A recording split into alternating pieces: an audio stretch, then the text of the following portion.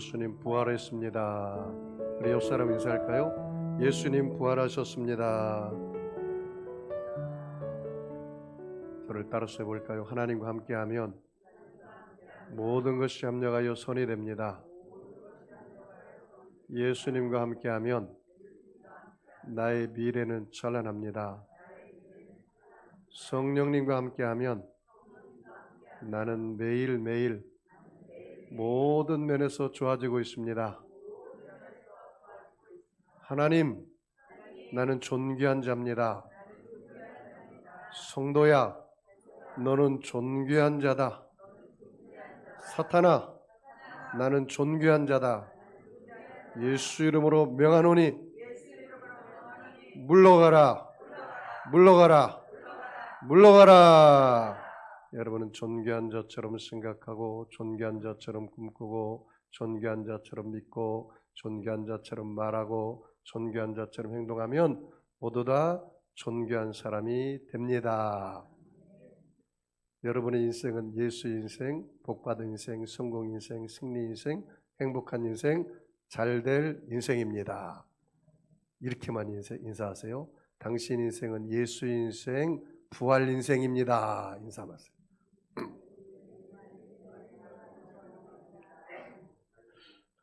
부활 인생이죠. 여러분 예수님 부활하셨죠? 지금 예수님 어디 계시나요? 여러분 마음 안에 성령으로 와 계십니다. 내가 그리스도와 함께 십자가에 못 박혔나니 그런 적 이제는 내가 산 것이 아니요 오직 내 안에 그리스도께서 사신 것이라. 이제 내가 육체 가운데 사는 것은 나를 사랑하사 나를 위하여 자기 몸을 버리신 하나님의 아들을 믿는 믿음 안에서 사는 것이라. 여러분 예수님이 여러분 안에 살아계시죠?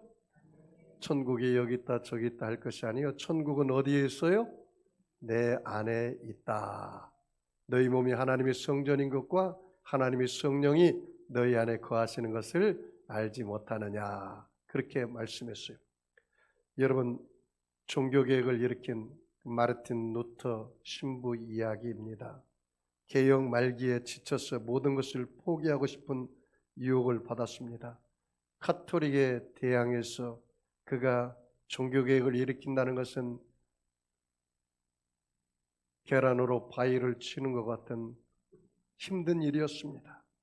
사실상 그는 모든 것을 포기하고 자리에 누워 모든 것이 끝났어 하며 넋두리하며 절망하고 좌절하고 모든 것을 포기해버렸습니다. 그래서 방에 들어가서 들어 누워버렸습니다. 식음을 전폐하고 방에서 나오지도 않습니다. 그때 지혜로운 그의 아내가 상복을 입고 방 안으로 들어왔습니다. 상복을 입은 아내를 보고 깜짝 놀랐습니다. 그 마르틴 루터 아내가 상복을 입고 와서 누워있는 그 남편 마르틴 루터를 보면서 땅을 치면서 아이고 아이고 아이고. 그래서 이 마르틴 루터가 정색을 하면서 이야기합니다. 아, 여보 당신 누가 죽었어요? 누가 장례났어요? 그렇게 이야기하자 이 아내는 이렇게 대답했습니다. 예, 당신의 그런 행동을 보니까 절망하고 낙심하는 당신의 행동을 보니까 하나님 돌아가셨습니다. 아내의 대답에 루터는 아니 하나님이 돌아가시다니 무슨 말을 합니까? 이렇게 되묻자 아내가 이렇게 말합니다. 당신이 믿는 하나님 살아계신다면 당신이 그렇게 절망하고 낙심할 수가 있을까요? 하나님이 살아계신다면 그 살아계신 하나님을 신뢰하고 의지하고 순종하고 당신이 하던 일을 계속해야 하지 않을까요? 그 이야기에 이리 마르틴 루터가 충격을 받았습니다. 그렇지, 내가 믿는 하나님은 살아계시지. 그는 벌떡 일어났어 다시 종교 계획을 시작하고 완성했다는 이야기입니다. 여러분 혹시 여러분 좌절하고 낙심한 적이 있나요? 이 환절기에 제가 감기 몸살을 통해서 굉장히 힘들었습니다. 내가 머리털 나고 나서 이렇게 힘든 건 처음입니다. 그러면서 제가 그런 생각을 해봅니다. 이야, 우리가 이런 작은 일 통해서도 몸이 힘들고 어려운데 환경에서 열악한 환경 속에서 정말 큰 질병 가운데 정말 큰 문제 가운데 낙심하는 사람들이 얼마나 많을까? 여러분, 이 세상이 얼마나 험악한지 아시죠? 우리나라의 그 강남 일대에서 음료수에다가 마약을 넣어가지고 팔아서 중고등부 학생들이 그 음료를 먹어서 6명 이상이 마약 성분을 마셨다고 하잖아요. 이 세상이 그렇게 험악합니다. 형제 사랑의 결핍입니다. 어찌 그런 일이 벌어질 수가 있습니까? 하나님을 사랑하고 내 이웃을 내 몸처럼 사랑한다면 그런 일이 있을 수 있을까요? 그런 일이 있을 수가 없는 거죠. 여러분, 지금은 모든 것이 희망이 없다고 이야기하는 이 세상입니다. 오늘 여러분 본문을 통해서 절망과 낙심 가운데 한 줄기의 희망의 빛이 다가오는 오늘 내용이 예수 부활의 사건입니다. 자, 우리 28절 1절 말씀 다 같이 읽어볼까요? 안식일이 다 지나고 안식 후 첫날이 되려는 새벽에 막달라 마리아와 다른 마리아가 무덤을 보려고 갔더니 예수님께서 금요일날 올라가셔서 9시에 올라가서 오후 3시에 운명하셨습니다. 그리고 예수님께서 오늘 주일날 새벽에 예수님이 부활하셨습니다. 그 새벽 미명에 막달라 마리아와 마리아가 그 무덤에 달려갔습니다. 이 막달라 마리아는 예수님이 살아계실 때 예수님을 만나서 7 귀신이 떠나간 여인입니다.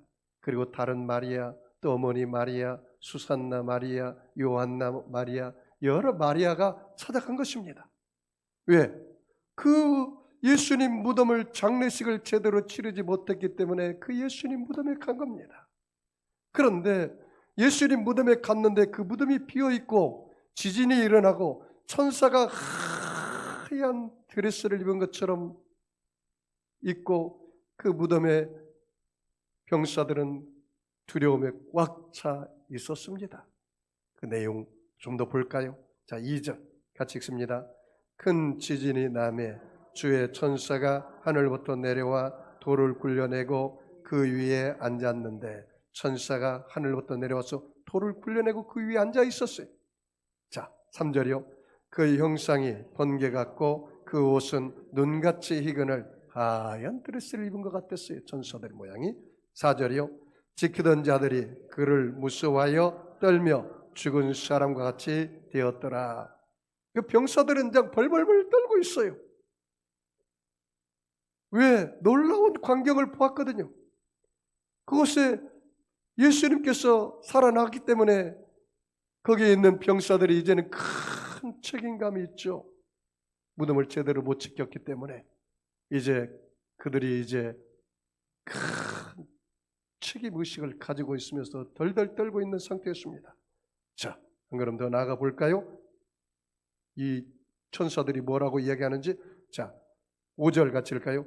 천사가 여자들에게 말하여 이르되 너희는 무서워하지 말라. 십자가에 못 박히신 예수를 너희가 찾는 줄 내가 아노라. 천사가 뭘 하겠습니까? 십자가에 못 박힌 예수를 너희들이 찾는 줄 내가 안다. 그렇게 말을 했습니다. 그러면서 그 예수는 그가 살아있을 때 내가 살아나야겠다고 말씀한 것처럼 그는 살아났다. 그렇게 말한 것입니다. 사랑하는 성도 여러분, 오늘 부활의 예수님 만나는 은혜와 복이 저와 여러분들에게도 있기를 바랍니다. 엠마오로 내려가던 그 두 제자는 부활의 예수님을 만났습니다. 그리고 한 집에 들어가서 조반을 먹을 때 그들의 영의 눈이 열리고 예수님 말씀을 풀어줄 때 가슴이 뜨거워졌습니다. 오늘 여러분 주일절 예배를 통해서 여러분이 영의 눈이 열리시기 바랍니다. 영의 귀가 열리시기 바랍니다. 주님의 만지심을 느끼시기 바랍니다. 여러분의 마음의 말씀을 통해서 뜨거워지시기 바랍니다. 도마는 부활의 예수님을 만났을 때 예수님 뭐라 하겠습니까? 도마야, 너가 보고 믿느냐? 보지 않고 믿는 것이 더 큰 은혜다. 그렇게 이야기했습니다. 그래서 도마가 이렇게 얘기합니다. 주는 하나님이시요 주는 그리스도입니다. 그렇게 고백했습니다. 자, 6절 한번 같이 읽어볼까요?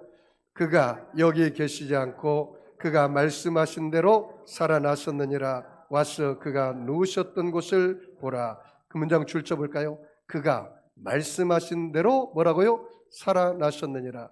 여러분, 예수님께서는 살아있을 때 내가 살아날 것이라고 말했습니다. 사흘 만에 다시 살 것이라 말했습니다. 여러분, 예수님은 우리 죄를 위해서 죽으시고 사흘 만에 다시 살아나셨습니다. 여러분, 예수님이 부활하신 후에 11번 이상 제자들에게 보여주었거든요. 고린도서 15장 3절로 6절 말씀 보면은 그리스도께서 우리 죄를 위하여 죽으시고 장사 지낸 바 되었다가 사흘 만에 다시 살아나사 게바에게 보이시고 12 제자에게와 500의 형제에게 일시에 보이셨다. 그렇게 말했어요. 여러분, 예수님의 부활 사건은 제자들 몇 명에만 나타난 것이 아닙니다. 예수님 부활하고 나서 이 땅에 며칠 동안 계셨죠? 40일 동안 계시면서 11번 제자들에게 나타나서 당신의 모습을 보이고 제자들을 격려한 것을 볼 수가 있습니다. 예수님은 죽으신 후에 다시 살아나셨습니다. 예수님은 왜 죽으셨습니까? 예수님은 저와 여러분의 죄와 허물을 짊어지고 십자가의 죽으심으로 부활하셔서 우리에게 용서를 부어주셨습니다. 예수님은 저와 여러분의 모든 세속과 더러움을 짊어지고 십자가에 죽으시고 부활하심으로 우리에게 성결과 거룩함과 성령을 부어주셨습니다.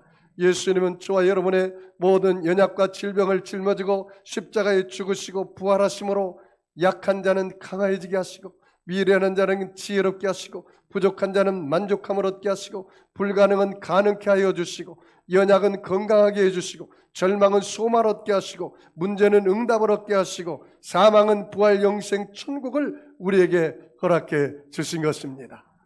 부활하심으로 우리에게 그 부활의 축복을 우리 예수님께서 우리에게 주셨다는 사실이죠. 자, 7절 같이 읽어볼까요? 또 빨리 가서 그의 제자들에게 이르되 그가 죽은 자 가운데서 살아나셨다고 너희보다 먼저 갈릴리로 가시나니 거기서 너희가 배우리라 하라. 보라, 내가 너희에게 일렀느니라 하거늘. 그래서 예수님께서 그 제자들에게 빨리 가서 갈릴리 가서 다시 만나자고 얘기하라. 그렇게 이야기했습니다. 자, 8절 같이 읽을까요?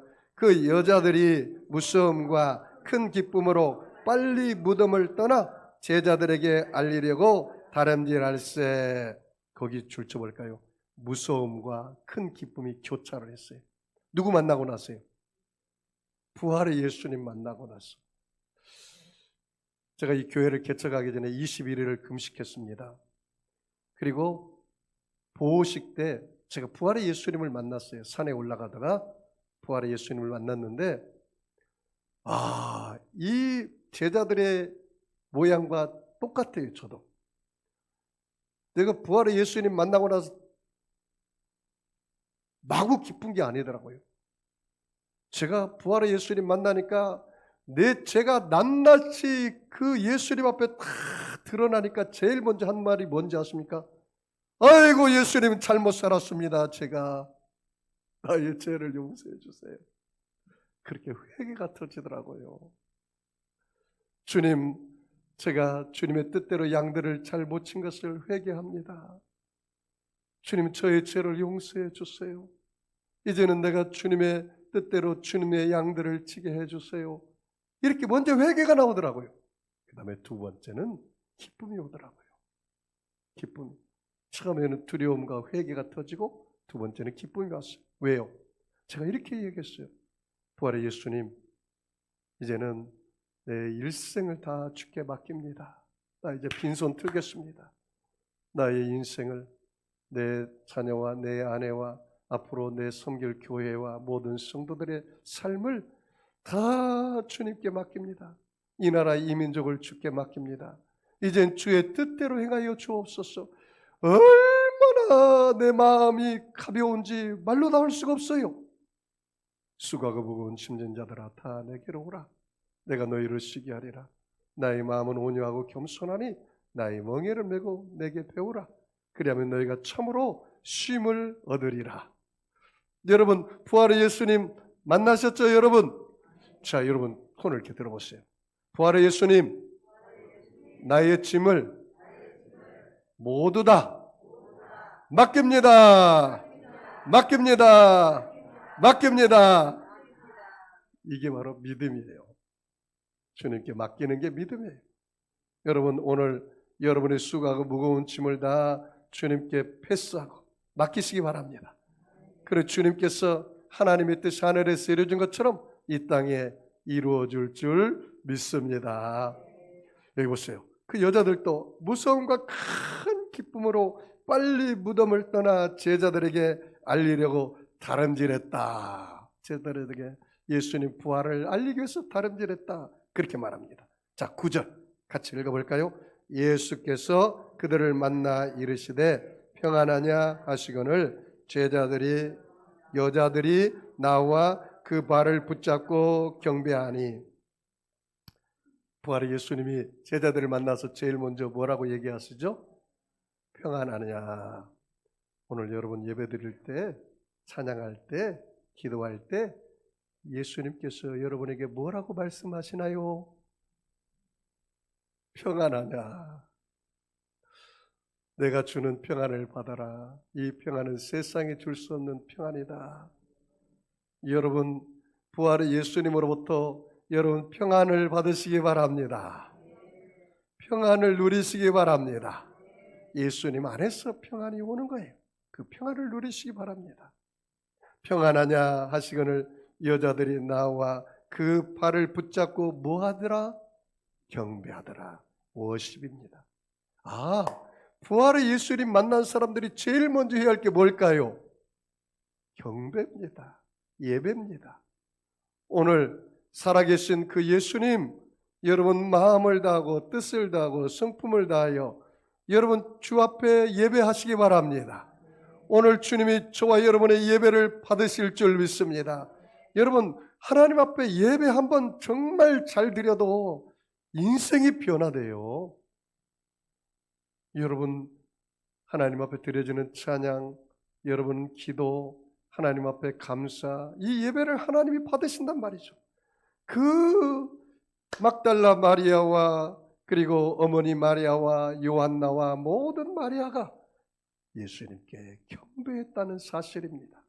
자, 한 걸음 더 나아가 볼까요? 10절 같이 읽습니다. 이에 예수께서 이르시되 무서워하지 말라.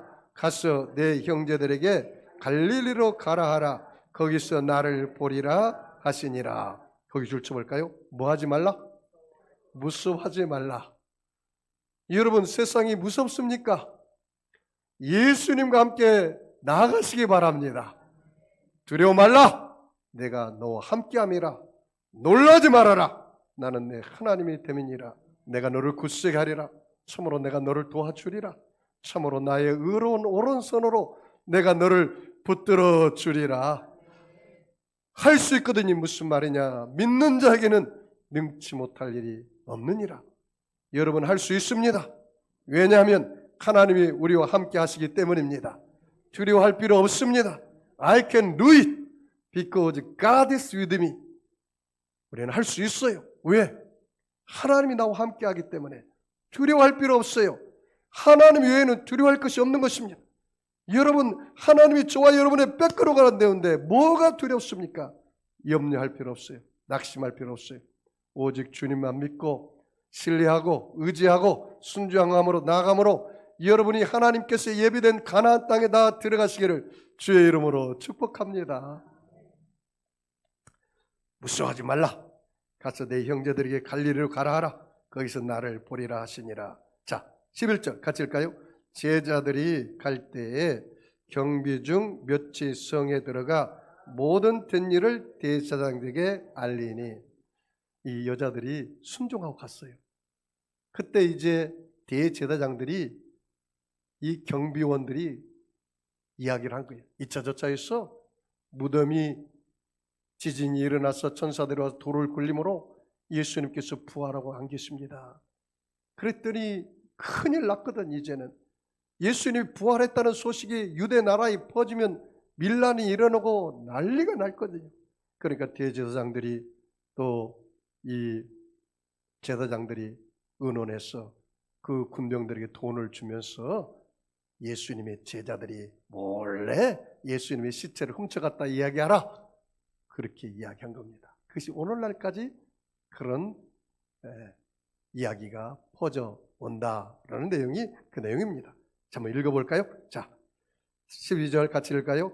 그들이 장로들과 함께 모여 의논하고 군인들에게 돈을 많이 주며 이르되 너희는 말하기를 그의 제자들이 밤에 와서 우리가 잘 때 그를 도둑질하여 갔다 하라. 만일 이 말이 총독에게 들리면 우리가 권하여 너희로 근심하지 않게 하리라 하니 군인들이 돈을 받고 가르친 대로 하였으니 이 말이 오늘날까지 유대인 가운데 두루 퍼지니라. 그 다음에 마지막 이제 내용인데요. 마지막 내용은 부활하신 예수님이 거기 모인 11 제자와 그리고 많은 증인들 앞에서 예수님이 유언과 같은 이야기입니다. 그럴 이 내용을 보통 예수님께서 말씀한 지상명령이다, 그렇게 말해요. Great Commission, 위대한 명령이다, 그렇게 말합니다. 오늘 그 내용을 우리가 마음으로 받고 우리도 부활의 증인의 삶을 살기를 원하는 것입니다. 자, 16절 같이 읽을까요? 11 제자가 갈릴리로 가서 예수께서 지시하신 산에 이르니, 다 누가 어디로 갔어요? 제자들이 갈릴리로 갔어요. 누구를 만났어요? 예수님 만났어요. 자, 17절이요. 예수를 배웁고 경배하나 아직도 의심하는 사람들이 있더라. 예수를 만나면 첫 번째 한 게 뭐예요? 경배, 하나님께 예배드렸어요. 그러나 그 중에 의심하는 사람도 있었겠죠. 자, 18절이요. 같이 읽을까요? 예수께서 나와 말씀하여 이르시되 하늘과 땅의 모든 권세를 내게 주셨으니 그러므로 너희는 가서 모든 민족으로 제자를 삼아 아버지와 아들과 성령의 이름으로 세례를 베풀고 내가 너희에게 분부한 모든 것을 가르쳐 지키게 하라. 볼지어다 내가 세상 끝날까지 너희와 항상 함께 있으리라 하시니라. 여기서 몇 가지만 말씀을 요약하고 말씀을 마무리할 건데요. 그러므로 너희는 가서라는 말을 줄쳐봐요. 가라. 여러분, 이 교회 공동체라는 것은 우리가 모여서 하나님께 예배 드리는 것입니다. 그리고 이제 예배 드리고 나가는 삶이, 가는 삶이 더 중요합니다. 여러분, 가야 돼요. 내가 하나님 앞에 예배 드리고 은혜 받은 것을 가지고 나의 공동체에 가는 거예요. 나의 가정에 가서, 나의 사업장에 가서, 나의 직장에 가서, 나의 공동체에 가서 내가 예수 그리스도의 제자의 삶을 사는 거예요. 그래서 선한 영향력을 끼치는 거예요. 그것이 바로 예수 믿는 제자의 삶입니다. 여러분, 우리는 그렇게 살아야 합니다. 예수님이 이 땅에 오신 목적이 딱 두 가지입니다. 하나는 인자가 온 것은 잃어버린 자를 찾아 구원하려 하심이니라. 잃어버린 자를 찾아 구원하기 위해서 왔어요. 그러기 위해서 예수님이 십자가에서도 죽으신 거예요. 또 하나는 인자가 온 것은 섬김을 받으려 함이 아니라 섬기려 하려고 왔다, 그렇게 말한 거예요. 나의 공동체에 가서 내가 예수님의 제자로서 섬기는 것입니다. 희생하는 것입니다.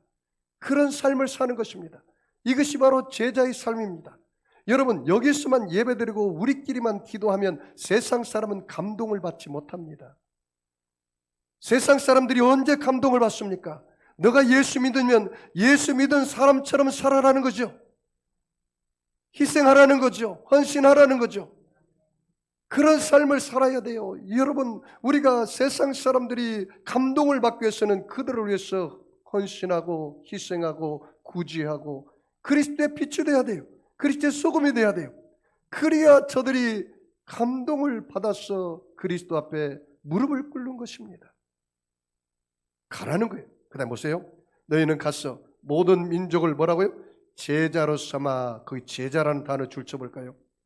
여러분, 바라옵기는, 제가 여러분에게 간절히 부탁하기는, 여러분 예수를 믿고 무리와 군중이 되지 마십시오. 제자가 되십시오. 무리와 군중은 어떤 사람이냐? 예수님께서 베스다 광야에서 오병이의 기적을 베풀 때 물고기 다섯 마리와 보리떡 물고기 2마리와 보리떡 5개로 오병이어를 베풀 때 먹을 것이 있을 때는 무리와 군중이 와요. 그런데 먹을 것이 없고 소원해가 되면 무리와 군중은 다 흩어져 버리는 것입니다. 여러분, 예수 믿는 사람은 누구든지 나를 따르는 자는 자기를 부인하고 자기 십자가를 지고 나를 쫓을 것이라 그렇게 말했습니다. 이게 제자입니다. 제자는 예수님 때문에 소원해 볼 줄도 알아야 돼요. 제자는 다른 사람에게 의자를 양보할 줄을 알아야 돼요. 제자는 소자에게 물 한 컵을 떠줄 줄을 알아야 돼요. 여러분, 지금 여러분 눈에는 예수님 보이지 않잖아요. 소자에게 물 한 컵을 떠주는 것이 바로 나에게 한 거라고 예수님 말씀했습니다. 가난한 자를 돌보고 과부를 돌보고 병든 자를 돌봐주는 게 그것이 바로 예수님께 한 것입니다. 이게 바로 제자의 삶인 것입니다. 제자의 삶을 살아야 합니다. 여러분, 교회를 통해서 예수님을 이용하려고 하면 안 되는 것입니다. 교회에 와가지고 여러분이 세상적인 복만 구하면 안 되는 것입니다. 예수님이 말한 진짜 복은 물질적인 복이 아닙니다. 진짜 복은 건강의 복이 아닙니다. 명예, 권력을 얻는 복이 진짜 복이 아닙니다. 예수님 말씀한 진짜 복은 산상수훈에 나오는 팔복입니다. 심령이 가난한 자는 복이 있나니 천국이 저희 것입니다. 애통하는 자는 복이 있나니 저희가 위로를 받을 것. 온유한 자는 복이 있나니 저희가 땅을 기업으로 얻을 것이다. 의를 위하여 목마른 자는 복이 있나니 저희가 배부를 것이다. 국률의 긴 자는 복이 있나니 저희가 국률의 힘을 받을 것이다. 마음이 청결한 자는 복이 있나니 저희가 하나님의 아들이라 일컬으심을 얻을 것이다. 화평케 하는 자는 복이 있나니 저희가 하나님의 아들이라 일컬음을 받을 것이라. 의를 위하여 핍박을 받는 자는 복이 있나니 천국에서 저희 상이 큼이라. 이게 진짜 복이에요. 진짜 복을 발견하십시오. 예수 믿고 기복적인 신앙이 되지 말고 정말로 예수 제자의 삶을 살면 하나님께서 영혼이 잘 되면 범사가 잘 되고 강건한 복도 다 누리게 해 주시는 것입니다. 그러므로 여러분 정말로 제자의 삶을 살아야지 무리와 군중이 되면 안 되는 것입니다. 자 보세요. 제자를 삼아 아버지와 아들과 성령의 이름으로 세례를 주고, 세례라는 단어 줄쳐볼까요? 사람이 예수 믿고 나서 사람이 왜 안 변하느냐? 침례를 받지 않으면 안 변해요. 세례를 받지 않으면 안 변해요. 이 침례, 세례라는 말은 물 침례와 성령 침례, 성령 세례를 말하는데요. 이 물로 내가 들어갔을 때 내 죄가 십자가에서 예수와 함께 죽는 것입니다. 숨을 안 쉬잖아요. 그러니까 예수와 함께 내가 죽고 그 다음에 물속에서 나올 때는 내가 예수의 생명으로 다시 산다. 부활로 내가 산다. 예수의 생명으로 산다. 이걸 말합니다. 그리고 성령 세례는 거듭남을 말합니다. 니고데모가 예수님께 왔을 때 예수님 어떻게 하면 하나님 나라에 갈 수가 있습니까? 예수님 뭐라 했습니까? 물과 성령으로 거듭나지 아니하면 하나님 나라에 갈 수가 없느니라. 그렇게 말합니다. 거듭남입니다. 이거는 육으로 난 것은 육이요 영으로 난 것은 영이라겠습니다. 여러분이 다시 거듭나야 합니다. 성령으로 거듭나야 합니다. 회개하고 변화되어서 새 사람으로 거듭나야 합니다. 그래야 사람이 변화되는 거예요. 누구든지 그리스도 안에 있으면 새로운 피조물이라. 이전 것은 지나갔으니 보라 새 것이 되었도다. 그렇게 말씀한 것입니다. 자, 20절 다시 한번 읽어볼까요? 내가 너희에게 분부한 모든 것을 가르쳐 지키게 하라. 볼지어다 내가 세상 끝날까지 너희와 항상 함께 있으리라 하시니라. 거기 보세요. 가르쳐 지키게 하라라는 그 문장을 줄쳐볼까요? 가르쳐 지키게 하라. 이 말은 무슨 말입니까? 너가 이제 예수 제자가 되었으면 또 다른 예수 제자를 낳아라 그 말이에요. 사과나무의 사명은 또 다른 사과나무를 낳는 것입니다. 여러분, 내가 다른 사람을 주는 것을 먹기만 할 때는요, 내 자신이 안 자라요. 진짜 성숙은 언제 온지 아세요? 내가 다른 사람을 가르치고 섬길 때 진짜 내가 성숙하는 거예요. 그래서 여러분 하나님 말씀으로 여러분이 이제 양육받고 이제는 성장했으면 또 다른 제자를 낳을 수 있도록 여러분이 그 사람의 영혼을 전도했으면 그 영혼을 위해서 섬기고 그 다음에 그 영혼을 위해서 말씀으로 가르치고 그 사람도 예수 그리스도의 분량으로 장성한 분량으로 자라기까지 섬겨주는 거예요. 여기까지 가야 돼요. 그 다음에 말씀하기로 뭐라 했습니까? 내가 세상 끝날까지 너희와 항상 함께 있으리라. 따라서 볼까요? 세상 끝날까지 너희와 항상 함께 있으리라. 부활의 예수님이 저와 여러분과 영원토록 함께 해주실 줄 믿습니다. 제가 이 간증 하나만 하겠습니다. 방송국의 카메라맨인데 수중에 카메라를 찍으러 물속에 뛰어 들어갔다가 바위에 목이 부딪혀 목뼈가 부러져 버렸어요. 방송국 카메라맨이 수중 촬영을 하다가 그래서 전신마비가 되었습니다. 병원에 입원해서 목만 살아있고 목 밑에는 다 전신마비가 되어서 절망에 처했습니다. 병원 의사들이 그 부모를 불러다 놓고 얘기합니다. 전신마비가 될 뿐만 아니라 죽을 수도 있습니다. 살아도 전신마비가 될 겁니다. 그렇게 이야기를 했어요. 그런데 그 어머니는 아주 독실한 크리스찬이었습니다. 그런데 그 아버지가 예수를 믿지 않아요. 그래서 엄마가 이야기합니다.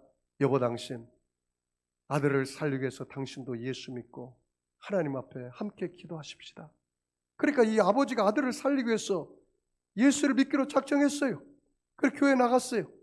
그리고 예수님을 구주로 영접하고 그 두 부부가 하나님 앞에 간절히 기도를 했어요. 하나님, 내 아들 목뼈가 부러져가지고 반신불수가 됐는데 이 아들을 살려달라고 간절히 기도를 했어요.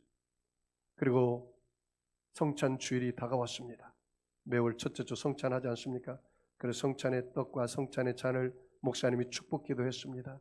그래서 성찬위원에게 부탁을 해서 목사님이 축복 기도한 그 떡과 잔을 가지고 병실로 갔습니다. 그리고 아들에게 이야기합니다. 아들아, 너가 예수를 믿어라. 예수를 영접해라. 하나님이 너를 살려줄 것이다. 그래서 엄마가 그 아들에게 복음을 전했어요. 이 죽기 일보 직전이니까 이판사판이니까 예수를 믿으라고 하니까 이 아들이 작정하고 예수를 시인했어요. 그래서 영접 기도를 하고 그리고 이제 성찬을 주면서 이렇게 이야기해요. 아들아, 이 떡은 예수님께서 너를 위해서 십자가에서 살과 피를 다 쏟은 그 떡이다. 이 피는 너의 죄를 씻기 위해서 예수님께서 십자가에서 물과 피를 다 쏟은 것이다. 예수님이 채찍에 맞음으로 너의 병이 깨끗이 고침받을 것이다. 그러니 이 떡과 이 잔을 마셔라. 그래서 그 아들에게 떡을 주고 잔을 줬어요. 그리고 엄마가 그 아들을 위해서 간절히 기도했습니다. 그리고 하루 지났는데 이상한 일이 벌어지기 시작했어요. 이 목이 마비된 게 풀려지기 시작하고 하나님의 기적이 일어나서 깨끗이 치료하고 말았어요. 할렐루야. 하나님이 간증을 들으면서 야, 부활의 예수님은 지금도 불가능을 가능케 하시고 없는 것을 있는 것처럼 부르시고 죽은 자를 살려주시는구나. 그런 은혜가 저와 여러분에게 있기를 주의 이름으로 축복합니다. 사랑하는 성도 여러분, 예수님 부활하셨습니다. 그 부활의 예수님 어디 계십니까? 여러분 안에 계십니다. 여러분 그 부활의 예수님이 나에게 베풀으신 은혜와 사랑을 여러분 가정에 여러분 남편과 아내와 또 믿지 않는 모든 사람들에게 증언하는 증인들이 되기를 주의 이름으로 축원합니다. 여러분 아픈 사람 아픈 자리에 손 얹으시고 마음이 수원 있는 사람은 가슴에 손 얹으시기 바랍니다. 전능하신 아버지 하나님, 예수님의 피 묻은 손으로 우리 사랑하는 성도들 머리끝에서 발끝까지 안수하여 주시옵소서. 그가 찔림은 우리의 허물을 인하며 그가 상함은 우리의 죄악을 인함이라. 그가 징계를 받음으로 우리가 평안을 누리고 그가 채찍에 맞음으로 우리가 나음을 입었다 하겠사오니 오늘 어떤 병도 치료하여 주시옵소서. 내가 나사렛 예수 이름으로 하노니 악하고 더러운 병마야 각 사람 몸에서 묶음을 받고 떠나갈 주어다. 병든 자는 오늘 고침을 받을 주어다. 부활의 능력으로 치료하여 주시옵소서. 가정의 문제, 자녀의 문제, 물질의 문제, 질병의 문제 주님 발 앞에 내려놓습니다. 오늘 부활의 능력으로 아버지여 고쳐주시고 해결하여 주시옵소서. 약한 자 강하여지게 하시고 미련한 자 지혜롭게 하시고 부족한 자 만족함을 얻고 불가능은 가능케 하여서 어떤 문제도 해결하시고 응답하여 주시옵소서. 축복하며 감사하며 예수님의 이름으로 기도하옵나이다. 우리 말씀을 생각하며 주님의 시험 부르고 통성으로 기도합니다. 주여 주여 주여.